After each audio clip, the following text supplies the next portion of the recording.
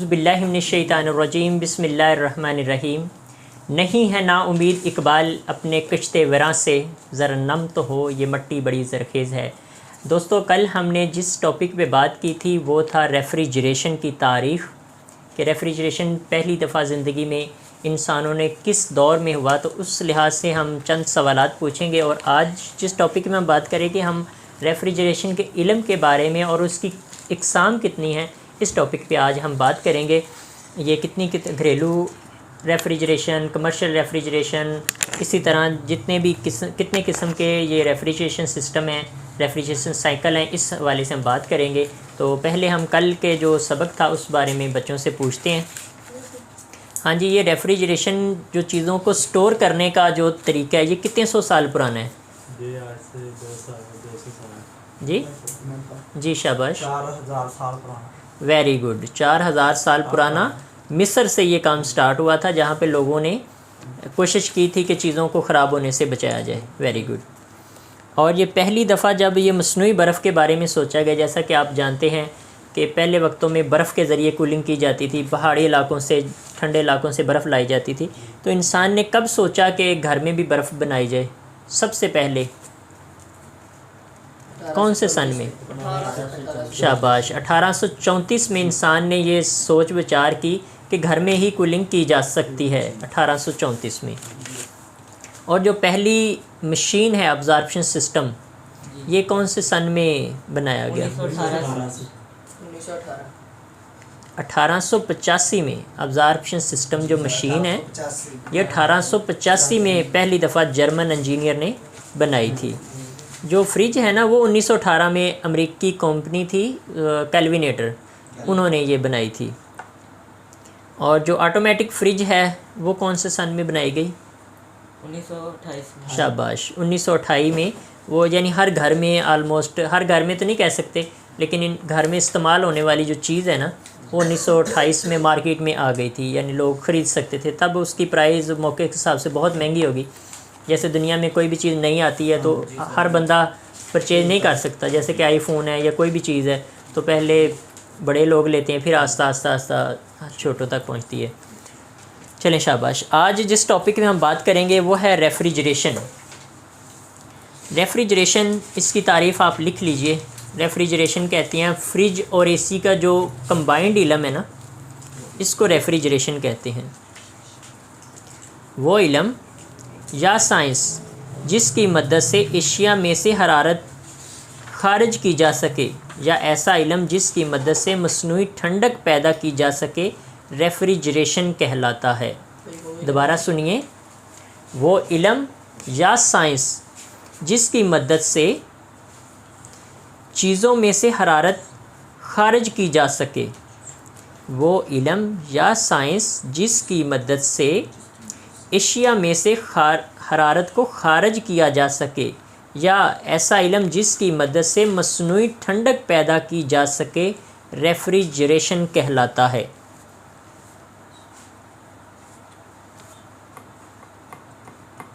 दूसरे वाला पॉइंट पे दोबारा। या ऐसा इल्म जिसकी मदद से मसनूई ठंडक पैदा की जा सके, रेफ्रिजरेशन कहलाता है।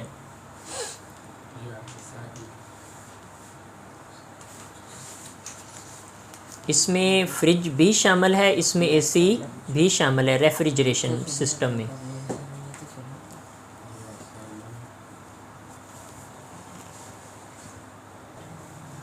अच्छा, खाने पीने वाली एशिया में से गर्मी की वजह से जरासीम बड़े तेज़ी के साथ फैलते हैं। ये बेशक ना लिखें, लेकिन गौर से सुन लीजिए। खाने पीने वाली एशिया जो हैं, वो दूध है, दही है, आटा है, कोई भी चीज़ है, जो भी खाने पीने वाली चीज़ है, गर्मी की वजह से जरासीम बड़ी तेज़ी से फैलते हैं, जिसकी वजह से ये एशिया बहुत जल्द ख़राब हो जाती हैं।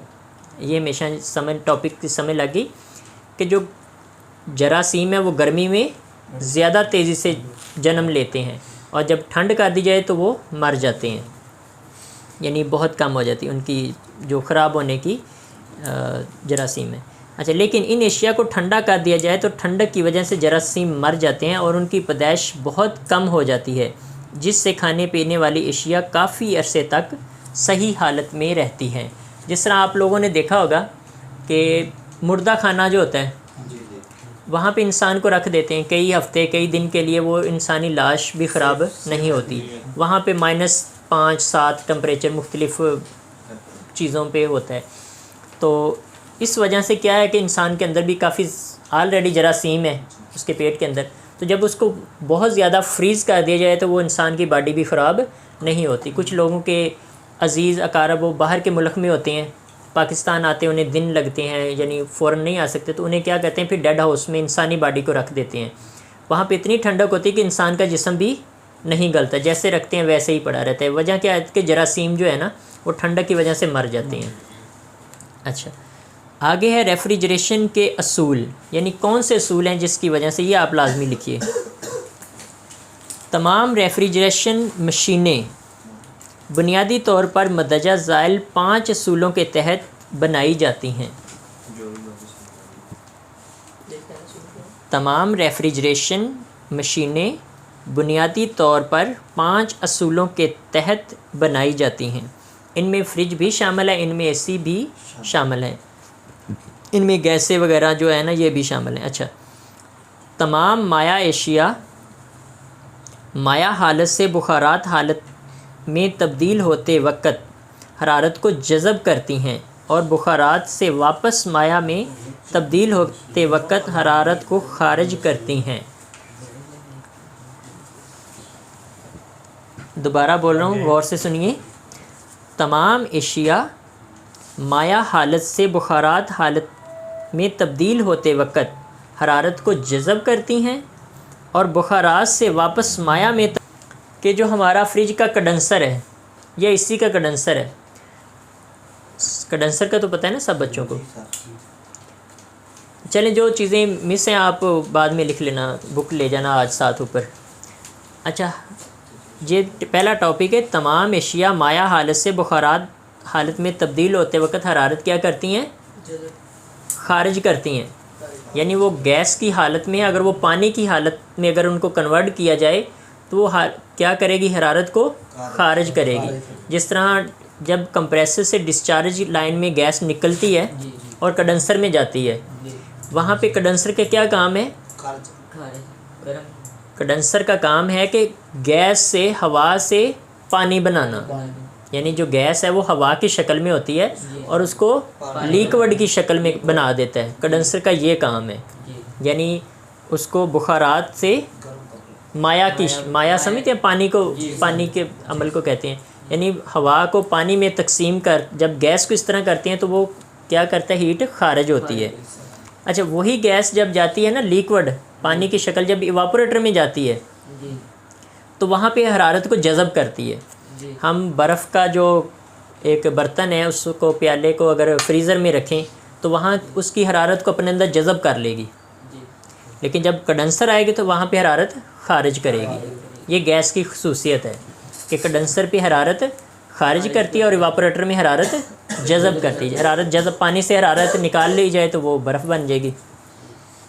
नंबर 2, किसी चीज़ की हालत में तब्दीली के दौरान इसका दर्जा हरारत तब्दील नहीं होता। हरारत हमेशा ज़्यादा दर्जा हरारत वाली जगह से कम दर्जा हरारत वाली की तरफ हरकत करती है। मिसाल के तौर पे अगर इस कमरे में ठंडक है ना तो थोड़ा सा हमारा दरवाज़ा खुला रहेगा या हमारी विंडो ओपन रहेगी तो बड़ी तेज़ी के साथ जो गर्मी है वो अंदर आएगी।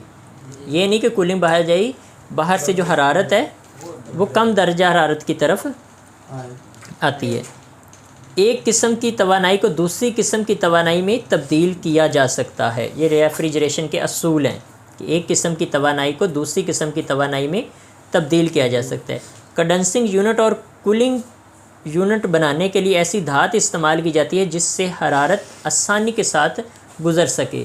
मिसाल के तौर पे इसका जो इवापोरेटर है वो ऐसे मटेरियल से बनाया जाता है कि ये नहीं कि हम उसको, जैसे ये प्लास्टिक का बर्तन है, देखा गया कि उसमें से भी गैस नहीं निकलती।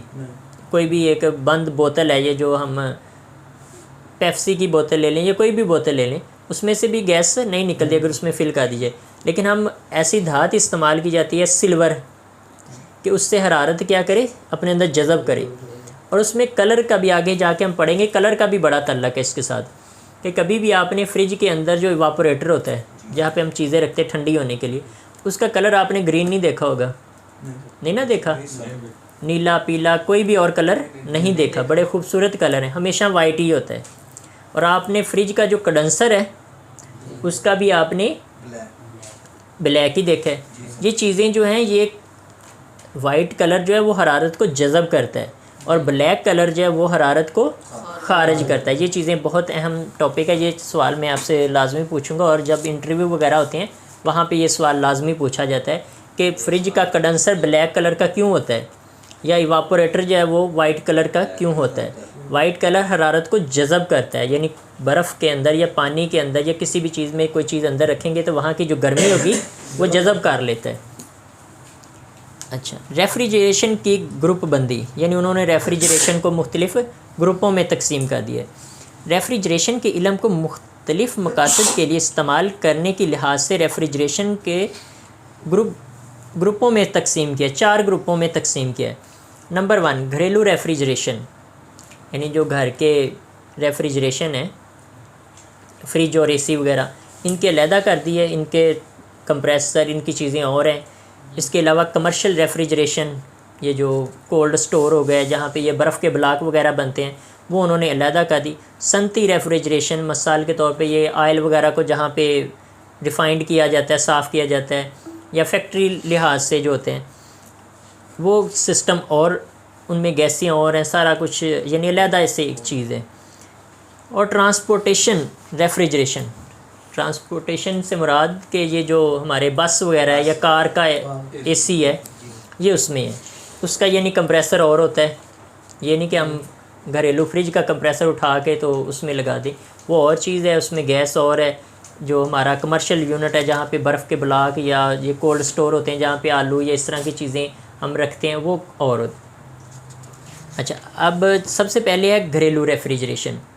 घरेलू रेफ्रिजरेशन का इस्तेमाल सिर्फ घर के हद तक महदूद होता है। सबसे पहला जो है घरेलू रेफ्रिजरेशन, घरेलू रेफ्रिजरेशन का इस्तेमाल सिर्फ घरों के हद तक महदूद होता है, यानी घरेलू रेफ्रिजरेटर और फ्रीज़र इस मकसद के लिए ख़ास तौर पर इस्तेमाल किया जाता है कि इन यूनिटों की कैपेसिटी 1/20 हार्स पावर से लेकर 1/2 यानी हाफ़ टन तक, हाफ पावर जो होती है, हार्स पावर का पता है, आगे जाके हम वो पढ़ेंगे, यानी 1/2 हार्स पावर तक होती है। घरेलू यूनिटों में अमूमन सील टाइप कंप्रेसर इस्तेमाल किया जाता है, जबकि कंडेंसर को ठंडा करने के लिए कुदरती हवा का इस्तेमाल किया जाता है। हमारे जितने भी घरेलू सिस्टम हैं उसमें फ्रिज है, फ्रीज़र है या कि हमारा एयर कंडीशनर है, इसको हमेशा कुदरती हवा से ठंडा किया जाता है। ये नहीं कि जिस तरह आप कमर्शियल यूनिट पढ़ेंगे तो उनके लिए बाकायदा पानी का इस्तेमाल किया जाता है और कूलिंग टावर और बड़े यानी कंडेंसर की भी शक्ल चेंज हो जाती है। लेकिन जो हमारे घरेलू हैं फ्रिज फ्रीज़र, इनको कुदरती हवा के ज़रिए ठंडा किया जाता है। आगे है कमर्शियल रेफ्रिजरेशन। इस किस्म की रेफ्रिजरेशन कारोबारी मकासद के लिए इस्तेमाल किया जाता है। इस किस्म के यूनिट कैपेसिटी में काफ़ी बड़े होते हैं, यानी फ्रिज की निस्बत एसी की निस्बत कमर्शियल क्या होते हैं, काफ़ी बड़े होते हैं। इन तमाम यूनिटों का इस्तेमाल स्टोर, रेस्टोरेंट और होटल वगैरह में होता है। समझ गए? आगे इंडस्ट्रियल रेफ्रिजरेशन। कमर्शियल रेफ्रिजरेशन और इंडस्ट्रियल यानी फैक्ट्रियों में जो रेफ्रिजरेशन का इस्तेमाल आपस में मिलता जुलता है, यानी कमर्शियल और जो फैक्ट्रियों के हैं वो आपस में मिलते जुलते हैं। ताहम सनती रेफ्रिजरेशन के यूनिट कैपेसिटी में कमर्शियल रेफ्रिजरेशन यूनिटों से बड़े होते हैं। सनती रेफ्रिजरेशन का इस्तेमाल बर्फ़ खानों, खुराक को पैक करके महफूज करने वाले यूनिटों, केमिकल प्लांट्स, ऑयल रिफाइंड वगैरह में इस्तेमाल होता है। अगला है ट्रांसपोर्टेशन रेफ्रिजरेशन। इस किस्म के रेफ्रिजरेशन खाने पीने वाली एशिया को स्टोर करके इस्तेमाल के लिए किया जाता है, जिनको दूसरे शहरों, दूसरे मुल्कों में भेजना मकसूद होता है। मिसाल के तौर पे कहीं पे हमने लेके जाना है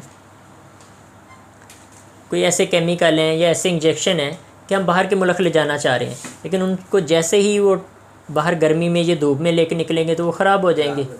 तो ये ट्रांसपोर्टेशन कुछ ऐसे भी उन्होंने, जिस तरह आपने ये आइसक्रीम की गाड़ी देखी होगी, वो टोटली रेफ्रिजरेशन है, तो उसे ट्रांसपोर्टेशन रेफ्रिजरेशन कहते हैं जी। सॉरी, हवा नहीं जाती। हाँ ज़ाहिर है, जिस तरह फ्रिज है वो भी फ्रिज की तरह सील पैक होता है। दूसरे शहरों या दूसरे ममालिक में भेजना मकसूद होता है ताकि सफ़र के दौरान ज़्यादा दर्जा हरारत की वजह से ये अशिया ख़राब ना हो सके। ये रेफ्रिजरेशन बहरी जहाज़ों में और रेलवे स्टेशन और ट्रकों में इस्तेमाल की जाती है। अच्छा, आगे वाला जो आखिरी पॉइंट है वो है बर्फ़ की मदद से रेफ्रिजरेशन करना। पता है, पहले कभी सुना है आप लोगों ने बर्फ़ के ज़रिए रेफ्रिजरेशन करना? आपने कभी गांव में देखा होगा कि अल्लाह माफ़ करे किसी का कोई फौतगी हो जाए तो बर्फ़ रख के ऊपर से पंखा चलाया जाता है। कभी देखा है लोगों ने? देखा हुआ है। ये भी एक तरीका है। और इसकी ये मैं आपको दिखा देता हूँ। ये वाली, ये ऊपर बर्फ़ का ब्लॉक है और इधर से फ़ैन लगाया और पूरी फ्रिज में ठंडक हो रही है, ये वाला। अच्छा, इसमें मैं आपको एक दफ़ा पढ़ के समझा देता हूँ। खाने पीने वाली अशिया को ठंडा करने के लिए इनमें मौजूद हरारत को खारिज करने के लिए बर्फ़ से भी मदद ली जाती है। बर्फ़ को एक ब्लॉक की शक्ल में किसी भी कैबिनेट के अंदर रख दिया जाता है और हरारत चूँकि ज़्यादा दर्जा हरारत वाली जगह से कम दर्जा हरारत की तरफ हरकत करती है, इसलिए कैबिनेट के अंदर रखी हुई अशिया की हरारत को बर्फ़ में जज़ब हो जाती है, जिसके नतीजे में चीज़ें ठंडी हो जाती हैं और ज़्यादा देर तक सही हालत में रहती हैं। जबकि बर्फ़ चीज़ों की हरारत को जज़ब करके पानी बन जाती है और ये पानी एक ड्रेन लाइन के ज़रिए रास्ते से बाहर निकल जाती है। रेफ्रिजरेशन के मकासद को ज़्यादा करने के लिए बर्फ़ के ब्लॉक के सामने एक पंखा रख दिया जाता है जो कि हवा को एक तरफ से खींचकर बर्फ़ पर फेंकता है और ये हवा बर्फ़ के साथ टकरा कर ठंडी हो जाती है और फिर चीज़ों को ठंडा करती है। कि मिसाल के तौर पे, जैसा मैंने आगे मिसाल दी आपको कि एक मैयत है किसी की, तो आगे चारपाई रखी जाती थी, फिर बर्फ़ रखी जाए और फिर पंखा रखा जाता था ताकि जो पंखा है वो हवा फेंके बर्फ़ के ऊपर और ठंडी हवा उस मैयत को पड़े और मैयत की बॉडी ख़राब ना हो। अगर गर्मियों में कहीं गांव वगैरह में, क्योंकि वहाँ पे तो कोल्ड स्टोर नहीं होते, लेकिन वहाँ पे ये फिर देसी फार्मूला लगाया जाता है, बर्फ़ के ज़रिए उस मैयत को 4-6 घंटे अगर किसी का इंतज़ार करना रखना हो तो वो भी इस्तेमाल किया जाता है। तो ये थी बर्फ़ के ज़रिए रेफ्रिजरेशन करना। रेफ्रिजरेशन का असल मकसद समझ गए कि चीज़ों में से हरारत को जज़ब करना, इसको क्या बोलते हैं? रेफ्रिजरेशन। तो कल इंशाल्लाह हम आगे जो इसके सिस्टम है, कंप्रेशर सिस्टम है, कौन कौन से ऐसे तरीके हैं जिनके ज़रिए हम कूलिंग कर सकते हैं, वो पढ़ेंगे। इसमें एब्ज़ॉर्प्शन सिस्टम है, थर्मोकपल सिस्टम है, तो इंशाल्लाह उसके बारे में क्लास होगी।